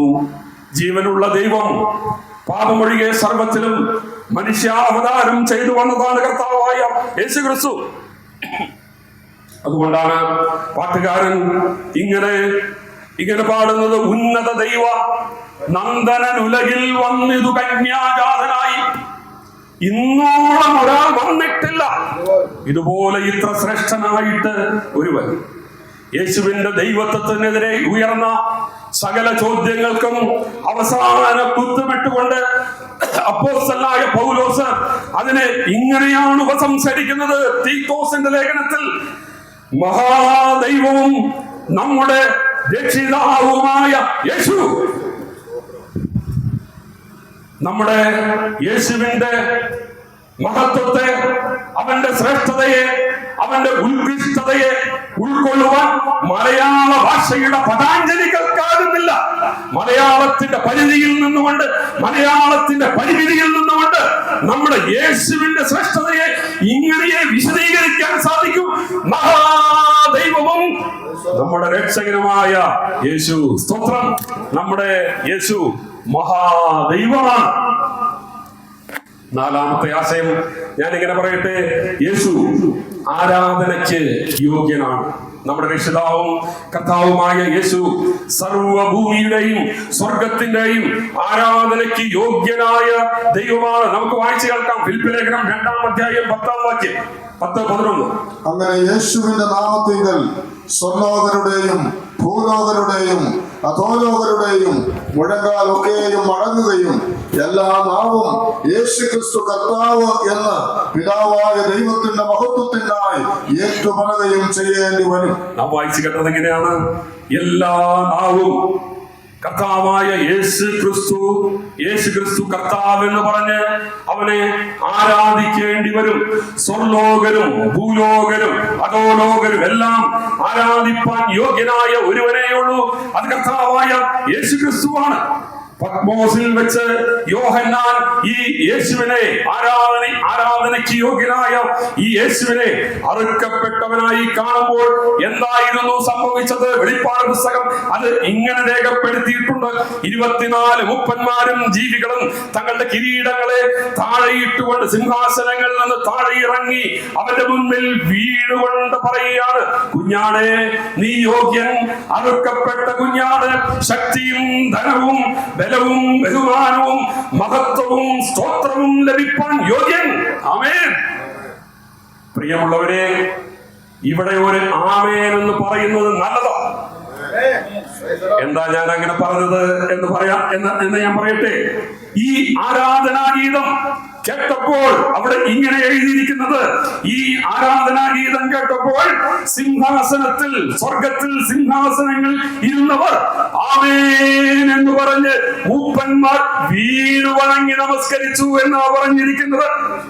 പാട്ടുകാരൻ ഇങ്ങനെ എഴുതി, വീഴുന്നു പ്രിയനെ വാഴ്ത്തിയിടുവാൻ സിംഹാസനവാസികൾ വീണു വണങ്ങി ആരാധിക്കുന്ന മഹാദൈവമാണ് നമ്മുടെ കർത്താവായ യേശു ക്രിസ്തു. അവനൊപ്പം പറയാൻ ഒരാളുമില്ല, അവനെ പോൽ ആരാധ്യന്മാരുമില്ല. സ്തോത്രം. നമ്മുടെ യേശു ആരാധനയ്ക്ക് യോഗ്യനാണ്. 5-ാമത്തെ ആശയം ഞാൻ ഇങ്ങനെ പറയാം, യേശു സൃഷ്ടാവാം ദൈവമാണ്. ചിലര് പറയുന്നത് യേശു ഒരു സൃഷ്ടി ആണ് എന്നാണ്. എന്നാൽ എന്നെ കേൾക്കുന്ന പ്രിയപ്പെട്ടവരോട് ഞാൻ പറയട്ടെ, യേശു ഒരു സൃഷ്ടിയല്ല, അവൻ സൃഷ്ടാവാൻ ദൈവമാണ്. യോഹന്നാന്റെ സുവിശേഷം 1:3 നമുക്ക് വായിച്ചു കേൾക്കാം. സകലവും അവൻ മുഖാന്തരം ഉളവായി, ഉളവായതൊന്നും അവനെ കൂടാതെ ഉളവായതല്ല. സ്വത്രം ഈ പ്രപഞ്ചത്തിൽ, ഈ ചരാചരത്തിൽ നാം കാണുന്ന സർവത്തെയും ഉളവാകട്ടെ എന്ന വാക്കുകൊണ്ട് സൃഷ്ടിച്ച മഹാദൈവമാണ് കർത്താവായ യേശുക്രിസ്തു. വെളിപ്പാട് പുസ്തകത്തിൽ ഈ സൃഷ്ടാവാം ദൈവത്തെ സാറാഫുകൾ കാണുമ്പോൾ സാറാഫുകൾ പാടുന്ന പാട്ട് ഇങ്ങനെയാണ്: കർത്താവേ, നീ സർവവും സൃഷ്ടിച്ചവനും എല്ലാം നിന്റെ ഇഷ്ടം ഹേതുവാൻ ഉണ്ടായതും സൃഷ്ടിക്കപ്പെട്ടതുമാകുന്നു. സ്തോത്രം.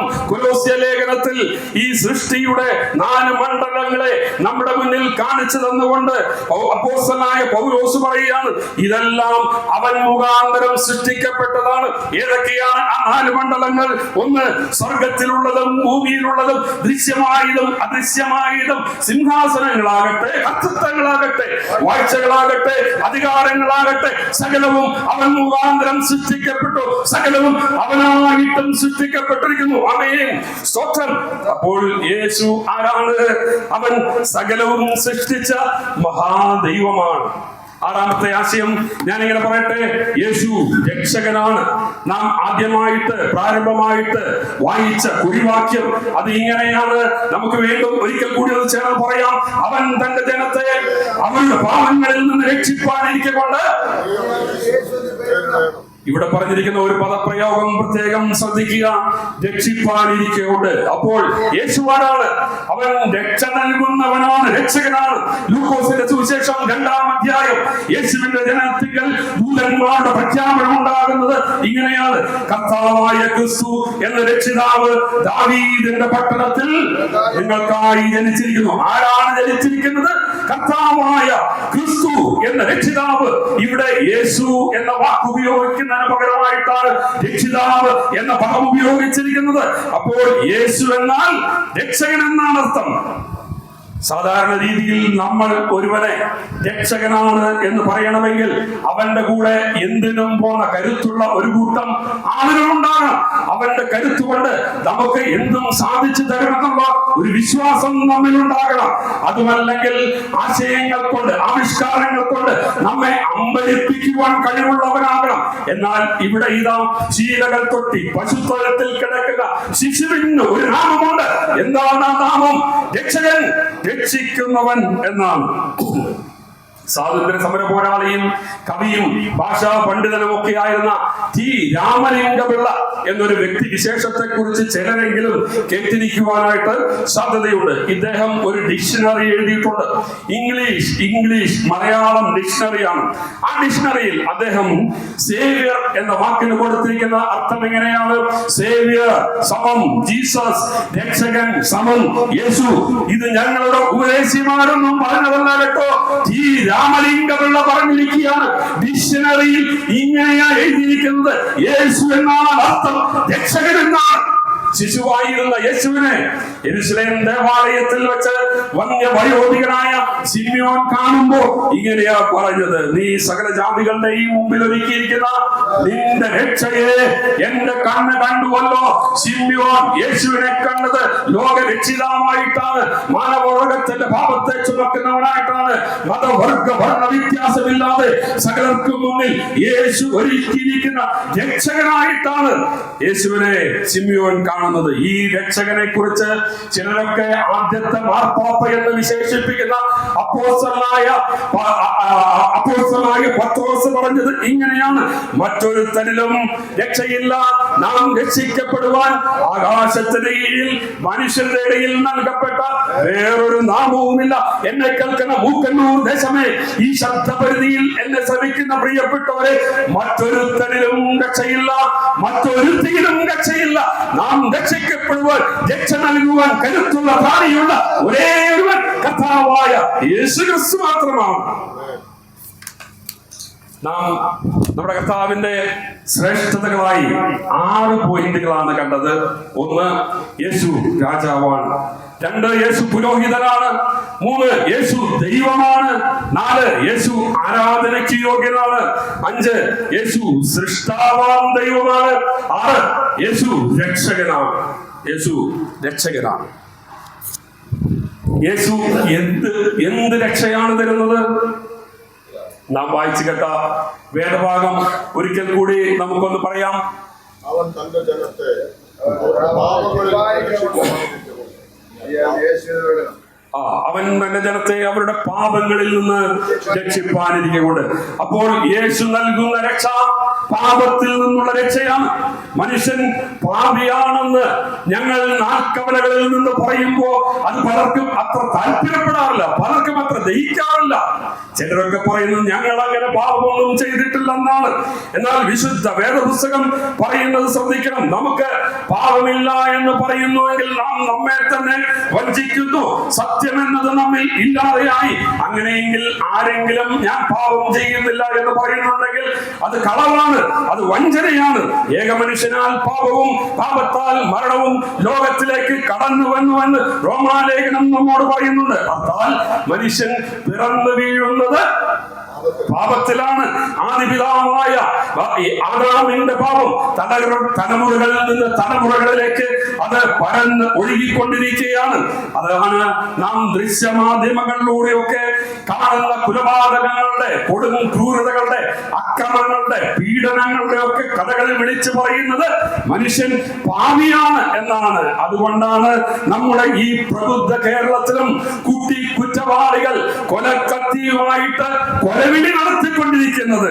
നമുക്കറിയാം 2025 പുതിയ വർഷത്തിന്റെ പുത്തൻ പ്രഭാതം പൊട്ടിവിടർന്നത് നമ്മുടെ തേക്കിൻകാട് മൈതാനിയിൽ നടന്ന ഒരു നിഷ്ഠൂരമായ കൊലപാതകത്തിന്റെ വാർത്തയുമായിട്ടായിരുന്നു. ഓർക്കുന്നവരുണ്ടാകാം. അന്ന് ലഹരിക്കടിമയായ ഒരു 16-കാരന്റെ കത്തിമുനയിൽ അന്നവിടെ പിടഞ്ഞു വീണത് ഒരു 30 വയസ്സുകാരന്റെ ജീവനായിരുന്നു. അതിനുശേഷം നമ്മൾ ഉടനെ തന്നെ കേട്ട വാർത്ത ഇങ്ങനെയായിരുന്നു. പുതുവർഷം ആശംസിക്കാതിരുന്നതിന് ഒരു യുവാവിന് കുത്തേറ്റു. മനസ്സിലായി കാണില്ല അല്ലെ? ഹാപ്പി ന്യൂ ഇയർ എന്ന് പറയാതിരുന്നതിന് ഒരു യുവാവിനെ കുത്തിവീഴ്ത്തിയെന്ന്. അതുകൊണ്ട് 2026 എന്ന ഒരു വർഷം ദൈവം ആയുസ്സും ആരോഗ്യവും ഒക്കെ തന്നെ നമുക്ക് ജീവനോടെ അവശേഷിപ്പിക്കുന്നുവെങ്കിൽ രാവിലെ എഴുന്നേറ്റ് എന്ത് ചെയ്യണം? എല്ലാവർക്കും ഒരു ഹാപ്പി ന്യൂ ഇയർ മെസ്സേജ് വാട്സാപ്പിലെങ്കിലും ഒന്ന് അയക്കുകയോ അല്ലെങ്കിൽ ഹാപ്പി ന്യൂ ഇയർ വിളിച്ചു പറയുകയോ ചെയ്യണം. അതല്ലെങ്കിൽ ഈ മലയാളക്കരയിൽ ജീവനോടിരിക്കുവാൻ സാധിക്കുകയില്ലെന്നുള്ള ഭീകരമായ സ്ഥിതിവിശേഷം നമ്മൾ മനസ്സിലാക്കിയിരിക്കണം.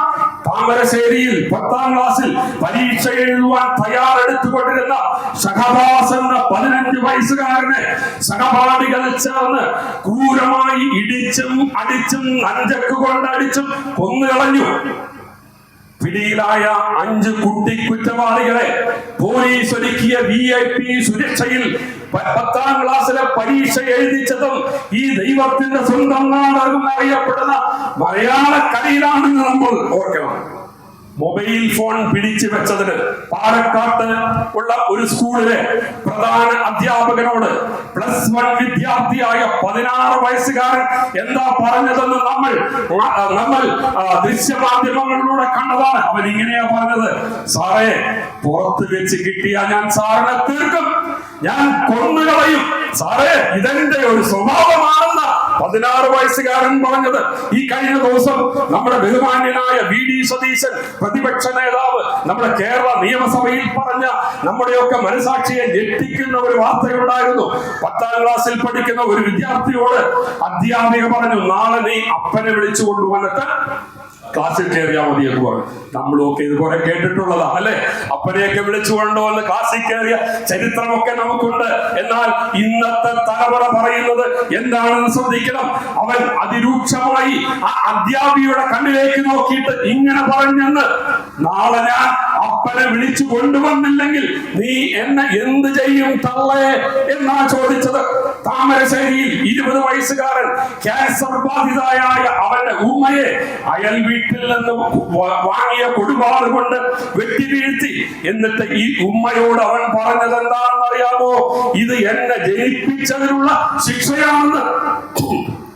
തിരുവനന്തപുരത്ത് കിളിയൂരിൽ സോഫയിൽ കിടന്ന് മയങ്ങിക്കൊണ്ടിരുന്ന പിതാവിനെ പ്രിജിൻ ജോസ് എന്ന 28-കാരൻ തുരതുരെ വെട്ടി കൊലപ്പെടുത്തി. ഇവനെ MBBS പഠിക്കാനായിട്ട് ഈ പിതാവ് ചൈനയിലേക്ക് അയച്ചതാ. ലക്ഷങ്ങൾ ചെലവാക്കിയതാ. പോലീസിന്റെ പിടിയിലായപ്പോൾ മരണത്തിന്റെ കാരണം എന്താ, എന്തിനാ നീ ഇങ്ങനെ ചെയ്തതെന്ന് ചോദിച്ചപ്പോ അവൻ പോലീസിനോട് പറഞ്ഞത് ഈ പിതാവ് സ്വതന്ത്രമായി എന്ന് ജീവിക്കാൻ സമ്മതിക്കുന്നില്ലെന്ന്.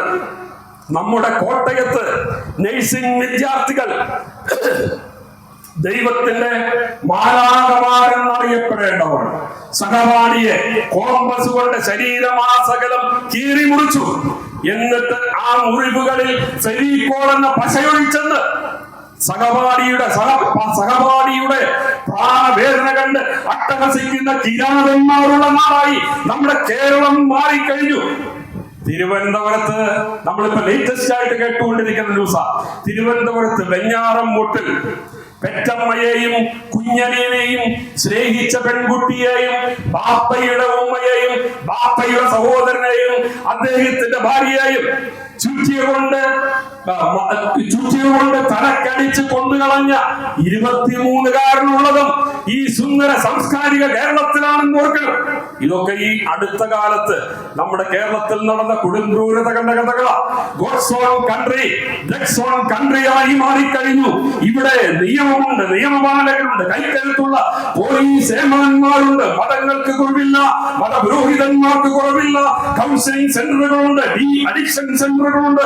എങ്കിലും മനുഷ്യന്റെ ഉള്ളിൽ അങ്കലിക്കുന്ന മൃഗീയമായ വാസനകളെ അടിച്ചമർത്തുവാൻ ഈ സംവിധാനങ്ങൾക്കൊന്നും കഴിയുന്നില്ല. അതാ ഞങ്ങൾ പറയുന്നത് മനുഷ്യൻ പാപിയാണെന്ന്. മനുഷ്യനെ കാർന്നു തിന്നുന്ന മാരക വിഷമത്തായി പാപം അവന്റെ ഉള്ളിൽ കിടക്കുകയാണ്. പാപത്തിന് ഒരു പരിഹാരം തേടി മനുഷ്യൻ പുണ്യസ്ഥലങ്ങൾ സന്ദർശിക്കുന്നുണ്ട്, തീർത്ഥയാത്രകൾ നടത്തുന്നുണ്ട്, മലകൾ കയറുന്നുണ്ട്. എന്നാൽ നൂറ്റാണ്ടുകളായി മനുഷ്യൻ ചെയ്തുകൊണ്ടിരിക്കുന്ന ഈ കർമ്മകാണ്ഡങ്ങൾക്കൊന്നും അവരുടെ പാപത്തിന് ഒരു ശാശ്വത പരിഹാരം നൽകുവാൻ കഴിയുന്നില്ല. അനേക മഹാരഥന്മാർ, രാഷ്ട്രീയ പടുക്കൽ, കർമ്മയോഗികളെല്ലാം ഈ മണ്ണിൽ ജീവിച്ച് മരിച്ച് കടന്നുപോയിട്ടുണ്ട്. അവരാരും മനുഷ്യന്റെ ഈ പാപത്തിന് ഒരു ശാശ്വത പരിഹാരം നൽകാമെന്ന് ഇന്നയോളം പറഞ്ഞിട്ടില്ല. മാറി മാറി വന്ന ഭരണകൂട കോമരങ്ങൾക്കൊന്നും മനുഷ്യന്റെ പാപത്തിന് ഒരു പരിഹാരം നൽകുവാൻ സാധിച്ചിട്ടില്ല. മനുഷ്യനെ വേട്ടയാടുന്ന മാരകമായ ഈ പാപത്തിൽ നിന്നും മനുഷ്യനെ രക്ഷിക്കുവാൻ കഴിയുന്ന ഒരേ ഒരു മഹാരഥനയുള്ളൂ. അത് ഞങ്ങൾ പ്രസംഗിക്കുന്ന, ഞങ്ങൾ നെഞ്ചിലേറ്റുന്ന കർത്താവായ യേശുക്രിസ്തുവാണ്. പാലസ്തീന്റെ മണ്ണിൽ പാദമുറപ്പിച്ചു നിന്നുകൊണ്ട് പാപരോഗം പിടിച്ചവരോട് മകനെ നിന്റെ പാപങ്ങൾ മോചിച്ചു തന്നിരിക്കുന്നു എന്ന് പ്രഖ്യാപിച്ച പാപ വിമോചകനാണ് കർത്താവായ യേശുക്രിസ്തു. അവരെ ചൂണ്ടിക്കാണിച്ചുകൊണ്ട് സ്നാപക യോഹന്നാൻ പറഞ്ഞത് ഇങ്ങനെയാണ്: ഇതാ ലോകത്തിന്റെ പാപത്തെ ചുമക്കുന്ന ദൈവത്തിന്റെ കുഞ്ഞാണ്. പ്രിയ സുഹൃത്തെ, പാപത്തിന് ഒരു ശാശ്വതമായ പരിഹാരം നൽകുവാൻ കഴിവുള്ള ഒരേ ഒരുവനെയുള്ളൂ, അത് കർത്താവായ യേശുക്രിസ്തുവാണ്. അപ്പോസ്തല പ്രവൃത്തികളുടെ പുസ്തകം അത് ഇങ്ങനെയാ പറയുന്നത്: അവനിൽ വിശ്വസിക്കുന്ന ഏവനും അവന്റെ നാമം മൂലം പാപമോചനം ലഭിക്കുമെന്ന് സകല പ്രവാചകന്മാരും സാക്ഷ്യം പറയുന്നു. സ്തോത്രം. യേശുവിലൂടെ പാപക്ഷമ നമുക്ക് ലഭിക്കുന്നു. പാപത്തിന് പരിഹാരം കണ്ടെത്തിയില്ലെങ്കിൽ എന്താണ് കുഴപ്പം? ചില സുഹൃത്തുക്കളൊക്കെ പറയുന്നത് ഇത്രയും കാലം ഇങ്ങനെയൊക്കെ അങ്ങ് ജീവിച്ചു, അതുകൊണ്ട് ഇനി ഇങ്ങനെയൊക്കെ അങ്ങ് പോയാൽ മതി എന്നാണ് പലരും പറയുന്നത്. എന്നാൽ ഈ ഇങ്ങനെയൊക്കെ അങ്ങ് പോയാൽ ഇത് എങ്ങോട്ടാ പോകുന്നത് എന്ന് വിശുദ്ധ വേദപുസ്തകത്തിൽ നിന്ന് ഞാൻ കാണിച്ചു തരാം. വിശുദ്ധ വേദപുസ്തകത്തിൽ ഇയ്യോബിന്റെ പുസ്തകം എന്നൊരു പുസ്തകമുണ്ട്. അവിടെ 24-ാം അധ്യായം 19-ാം സൂക്തം ഇങ്ങനെയാ പറയുന്നത്: പാപം ചെയ്തവൻ പാതാളത്തിന് ഇരയാകുന്നു. അപ്പോൾ പാപത്തിന് മനുഷ്യൻ ഒരു പരിഹാരം ഉണ്ടാക്കിയില്ലെങ്കിൽ അത് അവനെ എങ്ങോട്ടാണ് എത്തിക്കുന്നതെന്ന് വിശുദ്ധ വേദപുസ്തകം പറയുന്നു. പാപം ചെയ്തവൻ പാതാളത്തിന് ഇരയാകുന്നു. ഇതുമായി ബന്ധപ്പെട്ട് നമ്മുടെ നാട്ടിലൊക്കെ സാധാരണ പറയുന്ന പഴഞ്ചൊല്ലുണ്ട്, പാപി ചെല്ലുന്നിടം പാതാളം. വിശുദ്ധ വേദപുസ്തകം അടിവരയിട്ട് പറയുന്നു, പാപത്തിന്റെ ശമ്പളം മരണമത്രേ, മരണമത്രേ. ചിന്താധാരകൾ കൊണ്ട് ലോകത്തെ അമ്പരപ്പിച്ച വിശ്വവിഖ്യാതനായ തത്വചിന്തകൻ, ഫാദർ ഓഫ് ഫിലോസഫി, തത്വചിന്തയുടെ പിതാവ് എന്നറിയപ്പെട്ടിരുന്ന സോക്രട്ടീസ്. ഈ സോക്രട്ടീസിന്റെ അടുക്കൽ അദ്ദേഹത്തിന്റെ ശിഷ്യന്മാരിൽ ഒരുവൻ ഒരിക്കൽ ചെന്ന് ഇങ്ങനെ ചോദിച്ചു, ഗുരു, എന്താണ് ഒരു മനുഷ്യന്റെ ജീവിതത്തിലെ ഏറ്റവും ഭാഗ്യകരമായ അവസ്ഥ? അതിന് സോക്രട്ടീസ് കൊടുത്ത മറുപടി ഇങ്ങനെയാണ്, ഒരു മരണമുണ്ട് എന്ന് അറിയണം. മരണത്തിന് അപ്പുറം നിത്യത കഴിച്ചുകൂട്ടേണ്ട സ്ഥലം ജീവിച്ചിരിക്കുമ്പോൾ കണ്ടെത്തുന്നവൻ ആരോ അവനാണ് യഥാർത്ഥ ഭാഗ്യശാലി. എന്നെ കേൾക്കുന്ന പ്രിയമുള്ളവരെ, ഒരു മരണമുണ്ട് എന്നറിയണം, മരണത്തിനപ്പുറം ഒരു നിത്യതയുണ്ടെന്നറിയണം. ജീവിച്ചിരിക്കുമ്പോൾ ഈ നിത്യത കണ്ടെത്തുന്നവനാണ് ഭാഗ്യശാലി. മരണശേഷം മതകർമ്മങ്ങൾ കൊണ്ട് മനുഷ്യനെ ഒരു വിധത്തിലും സ്വർഗരാജ്യത്തിലേക്ക്, നിത്യതയിലേക്ക് എത്തിക്കുവാൻ സാധിക്കുകയില്ല. ദേഹം, ദേഹി, ആത്മാവ് എന്നീ 3 ഘടകങ്ങളാൽ സൃഷ്ടിക്കപ്പെട്ട സകല മനുഷ്യരുടെയും മുന്നിൽ ഒരു മരണമുണ്ട്. അതിന്റെ നാളും നാഴികയും വിനാഴികയും മാത്രമേ തീരുമാനിക്കപ്പെടാനുള്ളൂ. പണ്ഡിതനായാലും പാമരനായാലും ദരിദ്രനായാലും ധനവാനായാലും മരണമെന്ന ഈ 3 അക്ഷരത്തിന് മുന്നിൽ മുട്ടുമടക്കിയേ മതിയാകുകയുള്ളൂ.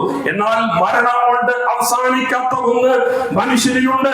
അത് അവന്റെ ഉള്ളിൽ അസ്തിത്വമുള്ള ആത്മാവാണ്. ശേഷം മനുഷ്യന്റെ ഈ കാണുന്ന ശരീരം കുഴിമാടത്തിനകത്ത് ദ്രവിച്ചു തീരേണ്ടതാണ്. പട്ടുടുത്ത് പൊട്ടുതൊട്ട് പരിമളം പുരട്ടി എത്ര തന്നെ ഇതിനെ പരിപാലിച്ചാലും ഇത് പുഴുവിന് ഇരയായി തീരാനുള്ളതാണ്.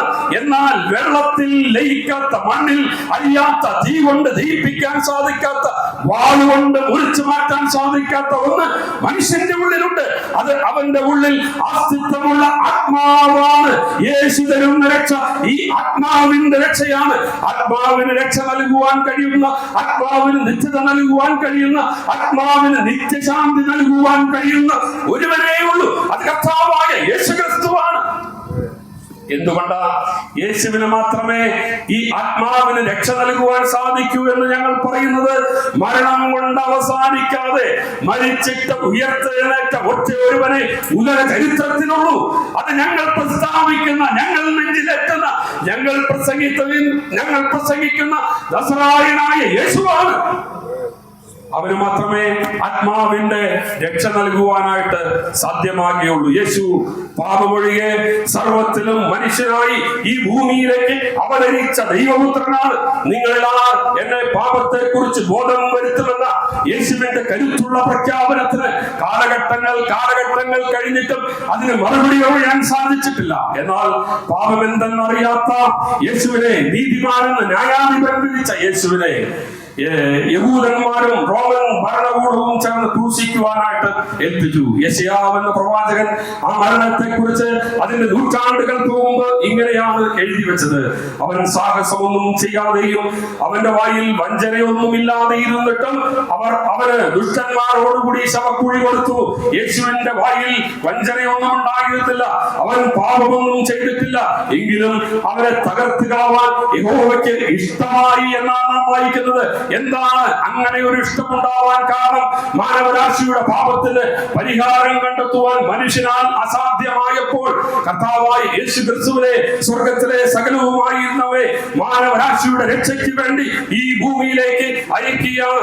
എന്താണ് നമ്മുടെ കർത്താവിന്റെ കാൽവരി ക്രൂശിലെ മരണത്തിന്റെ പ്രത്യേകത? അത് ഒരു പ്രതിപുരുഷ യാഗ മരണമാണ്.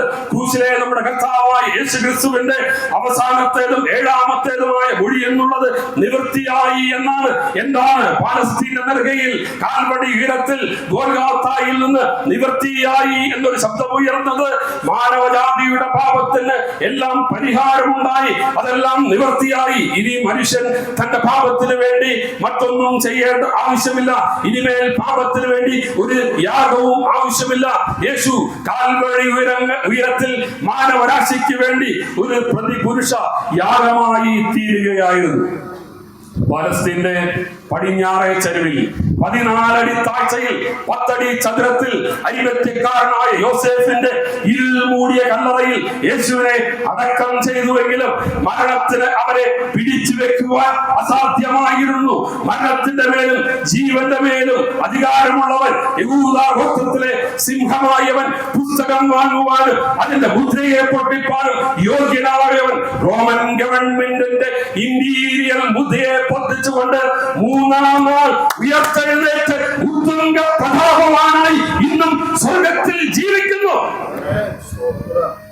ഉയർത്തെഴുന്നേറ്റ എന്റെ യേശുവിന്റെ പ്രഖ്യാപനം ഇങ്ങനെയാണ്: ഞാൻ മരിച്ചവനായിരുന്നു, എന്നാൽ ഇതാ ഉയർത്തെഴുന്നേറ്റിരിക്കുന്നു. മരണത്തിന്റെയും പാതാളത്തിന്റെയും താക്കോൽ എന്റെ കൈവശമുണ്ട്. റഷ്യയുടെ തലസ്ഥാനമായ മോസ്കോയിലെ റെഡ് സ്ക്വയറിൽ കമ്മ്യൂണിസത്തിന്റെ പിതാവായ ലെനിനിന്റെ ഭൗതിക ശരീരം അന്ത്യവിശ്രമം കൊള്ളുന്നുണ്ട്. ഫ്രാൻസിന്റെ തലസ്ഥാനമായ പാരീസിലെ പാന്തിയോൺ മുസോളിയത്തിൽ തത്വജ്ഞാനികളുടെ ആരാധനാ പുരുഷനായ വോൾട്ടയറിന്റെ കല്ലറയുണ്ട്. ഇംഗ്ലണ്ടിലെ വെസ്റ്റ് മിനിസ്റ്റർ ആബിയിൽ ഇംഗ്ലീഷ് സാഹിത്യത്തിന്റെ മുടിചൂത മന്നനായ വില്യം ഷേക്സ്പിയറിന്റെ കല്ലറയുണ്ട്. നമ്മുടെ ഇന്ത്യയുടെ തലസ്ഥാനമായ രാജ്ഘട്ടിൽ നമ്മുടെ രാഷ്ട്രപിതാവായ മഹാത്മാഗാന്ധിയുടെ കല്ലറയുണ്ട്. അവിടെ അദ്ദേഹത്തിന്റെ ഭൗതിക ശരീരം അന്ത്യവിശ്രമം കൊള്ളുന്നുണ്ട്. എന്നാൽ ഈ കല്ലറകളെല്ലാം അടഞ്ഞു കിടക്കുമ്പോൾ എന്റെ യേശുവിന്റെ തുറക്കപ്പെട്ട കല്ലറ ഇങ്ങനെ വിളിച്ചു പറയുക: അവൻ ഇവിടെയില്ല, അവൻ ഉയർത്തെഴുന്നേറ്റിരിക്കുന്നു. സ്തോത്രം. യേശുക്രിസ്തു മരിച്ചിട്ട് ഉയർത്തെഴുന്നേറ്റവനാണ്. അല്ലെങ്കിൽ ഞങ്ങൾ ഈ യേശുവിനെ പ്രസംഗിക്കുകയില്ലായിരുന്നു. ഉലക മഹാന്മാരുടെ കല്ലറകളെല്ലാം അടഞ്ഞു കിടക്കുമ്പോൾ തുറക്കപ്പെട്ട ഒരേ ഒരു കല്ലറ, അത് നസ്രായനായ യേശുവിൻ്റെതാണ്. അതുകൊണ്ടാണ് പാട്ടുകാരൻ ഇങ്ങനെ പാടിയത്: ഉലക മഹാന്മാർ അഖിലരും ഒരുപോൽ ഉറങ്ങുന്നു കല്ലറയിൽ, എന്നാൽ ഞങ്ങൾ ഉന്നതനേശു മഹേശ്വരൻ മാത്രം ഉയരത്തിൽ ജീവിക്കുന്നു. സ്തോത്രം. ഹല്ലേലൂയ. യേശു ജനിച്ച സ്ഥലം, യേശു ജീവിച്ച സ്ഥലം, യേശു വളർന്ന സ്ഥലം, യേശുവിനെ അടിച്ച ഗബദ, യേശുവിനെ ക്രൂശിച്ച ഗോൽഗോത്ത, യേശുവിനെ അടക്കം ചെയ്ത അരിമത്യക്കാരനായ യോസേഫിന്റെ കല്ലറ, ഇതൊന്നും കെട്ടിക്കഥയല്ല സുഹൃത്തെ, ഇതൊന്നും മുത്തശ്ശി കഥയല്ല. ഇതെല്ലാം പാലസ്തീന്റെ മണ്ണിൽ ചരിത്രത്തിന്റെ നേർക്കാഴ്ചകളായി നിലനിൽക്കുകയാണ്. യേശുവിന്റെ പുനരുത്ഥാനത്തെ അതിശക്തമായി തെളിയിച്ചുകൊണ്ട് സംശയങ്ങൾക്കെല്ലാം സംശയഛേദം വരുത്തിക്കൊണ്ട് ഒരു തികഞ്ഞ താർക്കികനെ പോലെ പൗലോസ് കൊരിന്ത്യക്കാർക്ക് എഴുതിയ ലേഖനത്തിൽ ഇങ്ങനെ പറയുകയാണ്: ക്രിസ്തു നമ്മുടെ പാപങ്ങൾക്ക് വേണ്ടി തിരുവെഴുത്തുകളിൻ പ്രകാരം മരിച്ചു, അടക്കപ്പെട്ടു, തിരുവെഴുത്തുകളിൻ പ്രകാരം 3-ാം നാൾ ഉയർത്തെഴുന്നേറ്റു. തീർന്നില്ല, ഇനി ശ്രദ്ധിച്ചു കേൾക്കണം.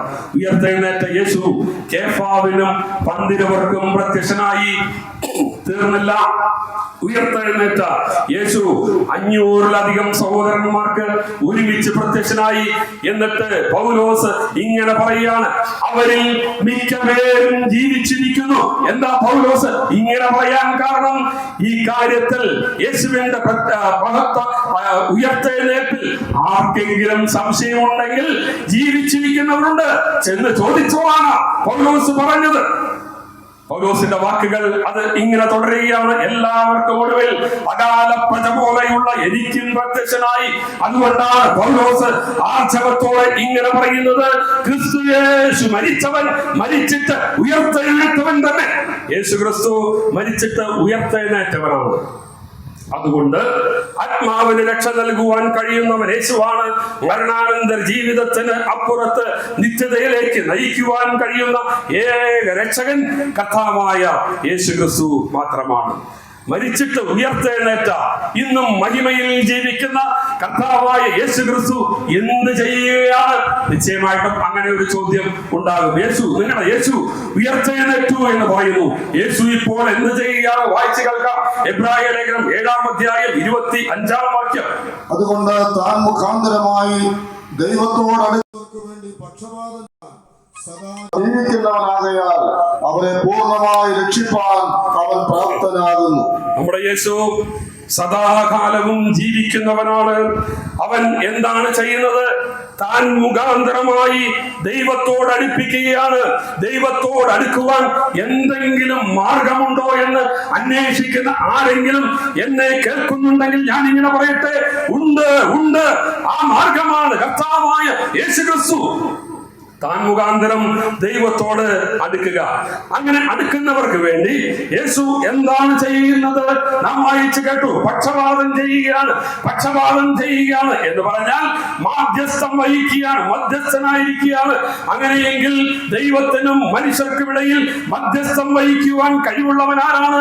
അത് കർത്താവായ യേശുക്രിസ്തുവാണ്. തിമോഥെയോസിന്റെ ലേഖനം ആ ആശയത്തെ ഇങ്ങനെയാണ് വ്യക്തമാക്കുന്നത്. ദൈവം ഒരുവനല്ലോ, ദൈവത്തിനും മനുഷ്യർക്കുമിടയിൽ മധ്യസ്ഥനും ഒരുവൻ, എല്ലാവർക്കുമായി മറുവിലയായി തന്നെത്താൻ കൊടുത്ത കർത്താവായ യേശുക്രിസ്തു തന്നെ. പ്രിയമുള്ളവരെ, ഒരു മധ്യസ്ഥനെ തേടി അതുകൊണ്ട് അലയണ്ട, അങ്ങുമുങ്ങും പരക്കം വാങ്ങി നടക്കണ്ട, മുട്ടിന് കാണുന്ന മധ്യസ്ഥ പ്രാർത്ഥനാ കേന്ദ്രങ്ങളിൽ പോകേണ്ട. അതെല്ലാം നമ്മുടെ പോക്കറ്റിൽ കിടക്കുന്ന പണം തട്ടിയെടുക്കുവാനുള്ള തട്ടിപ്പ് കേന്ദ്രങ്ങളാണ്, കൊള്ള സങ്കേതങ്ങളാണ്. മലയാളി ഇനി ഒരു തട്ടിപ്പിനും നിന്നുകൊടുക്കണ്ട. മനുഷ്യനും ദൈവത്തിനുമിടയിൽ ഏക മധ്യസ്ഥൻ എന്നുള്ളത് കർത്താവായ യേശുക്രിസ്തുവാണ്. അവന് മാത്രമേ മനുഷ്യർക്കും ദൈവത്തിനും ഇടയിൽ ഒരു മധ്യസ്ഥനായിരിക്കാൻ കഴിയുകയുള്ളൂ എന്ന് വിശുദ്ധ വേദപുസ്തകം അടിവരയിട്ട് പറയുകയാണ്. യേശു ക്രൂശിൽ രക്തം ചൊരിഞ്ഞ് നമ്മളെ വീണ്ടെടുത്തു. യേശു ക്രൂശിൽ ചൊരിഞ്ഞ രക്തം കൊണ്ടുണ്ടായ പ്രയോജനം എന്താണ്? നമുക്ക് വായിച്ചു കേൾക്കാം. കൊലോസ്യ ലേഖനം 1-ാം അധ്യായം അതിന്റെ 20-ാമത്തെ വാക്യം. അവൻ ക്രൂശിൽ ചൊരിഞ്ഞ രക്തം കൊണ്ട് അവൻ മുഖാന്തരം സമാധാനം ഉണ്ടാക്കി, ഭൂമിയിലുള്ളതോ സ്വർഗത്തിലുള്ളതോ സകലത്തെയും അവനെ കൊണ്ട് തന്നോട് നിരപ്പിക്കാനും പിതാവിന്റെ പ്രസാദം തോന്നി. സ്തോത്രം. യേശു ക്രൂശിൽ ചൊരിഞ്ഞ രക്തം കൊണ്ട് എന്താ ഗുണമുണ്ടായത്? ഭൂമിയിലുള്ളതും സ്വർഗത്തിലും ഉള്ളതും തമ്മിൽ നിരപ്പുണ്ടായി എന്ന് പറഞ്ഞാൽ ഭൂമിയിലുള്ള പാപിയായ മനുഷ്യനെയും സ്വർഗത്തിലുള്ള വിശുദ്ധനായ ദൈവത്തെയും തമ്മിൽ നിരപ്പുണ്ടായത് എങ്ങനെയാണ്? യേശുക്രിസ്തു കാൽവറിയിൽ ചൊരിഞ്ഞ തന്റെ പുണ്യാഹമായ രക്തം കൊണ്ടാണ്. അതല്ലാതെ ദൈവവുമായി നിരപ്പുണ്ടാകാൻ, നിരപ്പ് പ്രാപിപ്പാൻ മറ്റ് മാർഗങ്ങളൊന്നുമില്ല. അർപ്പണം, തർപ്പണം, ജപങ്ങൾ, തപങ്ങൾ, യാഗങ്ങൾ, യോഗങ്ങൾ ഇതെല്ലാം മനുഷ്യന്റെ മുന്നിൽ അടഞ്ഞ അധ്യായമായി മാറിയപ്പോൾ മനുഷ്യനെയും ദൈവത്തെയും തമ്മിൽ ഒന്നാക്കുവാൻ കാലത്തിന്റെ സമ്പൂർണതയിൽ, കാലത്തിന്റെ കതിരവൻ കന്യകയിൽ ഉരുവായി കാലഘട്ടത്തെ രണ്ടായി വിഭജിച്ചുകൊണ്ട് കാലിത്തൊഴുത്തിൽ ഭൂജാതനായി കാൽവറിയിൽ തന്റെ പുണ്യാഹമായ രക്തം ചൊരിഞ്ഞ് മനുഷ്യനെയും ദൈവത്തെയും തമ്മിൽ നിരപ്പിച്ച ഇടമാണ് കാൽവറിയിലെ ക്രൂശ്. അതുകൊണ്ടാണ് അവന്റെ ജനനത്തിന് മുമ്പേ ഇങ്ങനെ പ്രഖ്യാപിക്കപ്പെട്ടത്. അവൻ തന്റെ ജനത്തെ അവരുടെ പാപങ്ങളിൽ നിന്ന് രക്ഷിപ്പാനിരിക്കൊണ്ട് അവന് യേശു എന്ന് പേരിടണം. കാലാകാലങ്ങളിൽ വിശ്വാസത്താലുള്ള ഈ രക്ഷ കർത്താവായ യേശുക്രിസ്തുവിലൂടെ സ്വന്തമാക്കി പാപത്തിന്റെ ശിക്ഷയായ നിത്യ നരകത്തിൽ നിന്ന് രക്ഷ പ്രാപിച്ച എന്റെ മുന്നിലിരിക്കുന്ന ദൈവമക്കൾക്കായി ഞാൻ ദൈവത്തെ സ്തുതിക്കുകയാണ്. നമ്മുടെ കർത്താവായ യേശുക്രിസ്തു മുഖാന്തരം നമുക്ക് ജയം നൽകുന്ന ദൈവത്തിന് സ്തോത്രം. കർത്താവായ യേശുക്രിസ്തുവിന്റെ രക്തത്താൽ തളിക്കപ്പെട്ട ദൈവമക്കൾക്ക് ഒരു പ്രത്യാശയുണ്ട്. കാത്തു നിൽക്കുന്നവരുടെ രക്ഷയ്ക്കായി യേശു പാപം കൂടാതെ രണ്ടാമതും പ്രത്യക്ഷനാകുവാൻ പോവുകയാണ്. കർത്താവ് താൻ ഗംഭീരനാദത്തോടും പ്രധാന ദൂതന്റെ ശബ്ദത്തോടും ദൈവത്തിന്റെ കാഹളത്തോടും കൂടെ വരുവാൻ സമയമായി. കാലങ്ങളും കാലസംഭവങ്ങളും എല്ലാം നമ്മോട് വിളിച്ചു പറയുകയാണ്. നമ്മുടെ കാന്തൻ വരാറായി. കർത്താവ് തന്റെ മണവാട്ടിയാം സഭയെ മധ്യാകാശത്തിൽ ചേർക്കുവാനുള്ള സമയം ആസന്നമായിരിക്കുകയാണ്. പ്രാക്കളെ പോലെ നാം പറന്ന് ഉയരാൻ പോകുകയാണ്. അവൻ അവളെ ചിത്രത്തൈലുള്ള വസ്ത്രം ധരിപ്പിച്ച് രാജസന്നിധിയിൽ കൊണ്ടുവരും. സന്തോഷത്തോടും ഉല്ലാസത്തോടും കൂടെ അവരെ കൊണ്ടുവരും. അവർ രാജസന്നിധിയിൽ പ്രവേശിക്കും. സ്വത്രം. തന്നെ കാത്തിരിക്കുന്നവരെ ചേർക്കുവാൻ രാജാതിരാജൻ യേശു ഒരുക്കിയ സ്വർഗീയ ഭവനത്തിലേക്ക് എത്തിച്ചേരുമെന്ന് പ്രത്യാശയുള്ളവർക്ക് കരങ്ങളെ ഉയർത്തി ഒന്ന് ആമേൻ പറയാം. സ്വത്രം. 2000 വർഷങ്ങൾക്ക് മുമ്പ് കാൽവറി ക്രൂശിൽ യേശു തന്റെ ജീവനായ രക്തം ചൊരിഞ്ഞ് സകലജാതികൾക്കുമായുള്ള രക്ഷയെ സാധ്യമാക്കി കഴിഞ്ഞു. എന്നെ കേൾക്കുന്ന പ്രിയ സ്നേഹിത, താങ്കൾക്ക് ഈ രക്ഷയെ സ്വന്തമാക്കുവാൻ സാധിച്ചിട്ടുണ്ടോ?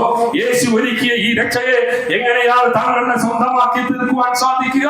പ്രിയ സുഹൃത്തെ, അതിന് നേർച്ച കാഴ്ചകൾ കഴിക്കേണ്ട, പേര് മാറേണ്ട, മതം മാറേണ്ട. കാൽവറി ക്രൂശിലെ യേശുവിന്റെ യാഗമരണം താങ്കളുടെ പേർക്കാണെന്ന് താങ്കൾ വിശ്വസിച്ചാൽ താങ്കൾ ഒരു ദൈവമകനായി തീരും. ഗലാത്യർക്ക് എഴുതിയ ലേഖനം ഇങ്ങനെയാണ് പ്രഖ്യാപിക്കുന്നത്: ക്രിസ്തുയേശുവിലുള്ള വിശ്വാസത്താൽ നിങ്ങളെല്ലാവരും ദൈവത്തിന്റെ മക്കളായി തീരും. പ്രിയ സ്നേഹിത, താങ്കൾക്ക് ഈ യേശുവിനെ സ്വന്തം രക്ഷകനായി ഹൃദയത്തിലേക്ക് സ്വീകരിക്കുവാൻ താല്പര്യമുണ്ടോ? ലോകം അതിന്റെ അന്ത്യത്തിലേക്ക് അതിവേഗം കുതിച്ചുകൊണ്ടിരിക്കുകയാണ്. കാലങ്ങൾ അധികമില്ല, ഇനി നാളുകൾ നീളുകയില്ല. അതുകൊണ്ട് പ്രിയ സ്നേഹിത, ഇപ്പോഴാകുന്നു സുപ്രസാദകാലം, ഇപ്പോഴാകുന്നു രക്ഷാദിവസം. ദൈവവചനം പറയുന്നത് ഇങ്ങനെയാണ്: യേശു നൽകുന്ന ഇത്ര വലിയ രക്ഷയെ ഗണ്യമാക്കാതിരുന്നാൽ എങ്ങനെ തെറ്റിയൊഴിയാൻ കഴിയാത്ത ഒരു ന്യായവിധി പ്രിയ സ്നേഹിത കടന്നു വരികയാണ്. ഒരിക്കൽ മരിക്കുകയും പിന്നെ ന്യായവിധിയും ദൈവം മനുഷ്യർക്ക് നിയമിച്ചിരിക്കുകയാണ്. ആരാണ് ന്യായം വിധിക്കുന്നത്? ന്യായവിധി നടത്തുവാൻ പോകുന്നത് കർത്താവായ യേശു ക്രിസ്തുവാണ്. എന്നാൽ ഞാൻ ഇങ്ങനെ ഓർപ്പിക്കട്ടെ, യേശുവിൽ വിശ്വസിക്കുന്നവർക്ക് ന്യായവിധിയില്ല. സ്തോത്രം. യേശുവിൽ വിശ്വസിച്ചിരിക്കുന്നവർക്ക് ന്യായവിധിയില്ല. വിശ്വസിക്കാത്തവര് ദൈവത്തിന്റെ ഏകജാതനായ പുത്രന്റെ നാമത്തിൽ വിശ്വസിക്കായതുകൊണ്ട് ന്യായവിധി വന്നു കഴിഞ്ഞു എന്ന് തിരുവചനം പറയുകയാണ്. ആരെയാണ് ന്യായം വിധിക്കുന്നത്?